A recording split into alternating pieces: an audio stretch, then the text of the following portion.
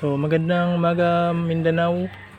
Mindanao Siamo Giant. So ito nga, mayroon tayong lalaki dito na Hutako Dumpo na Siamo. Saka meron din tayong babae dito na Guhan na Siamo. So i-crossbreed ko tong dalawa. Tignan natin kung maganda ba yung resulta or malaki ba yung mga sisiyo nila o mga anak nila.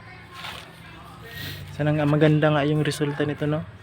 Tignan natin kung gaano kalaki. Sa ngayon, di pa sila magkakilala talaga. Kaya nilalapit ko sila sa isa't isa. Saka itong Guhan na babae, bago ko lang ito nabili. Matangkad to, malaki. Parang ano rin. Ang katawan ng manok na ito ay parang lalaki na manok na native kalaki. Sobrang laki nito at matangkad. Ang paa, tignan nyo naman yung paa na to.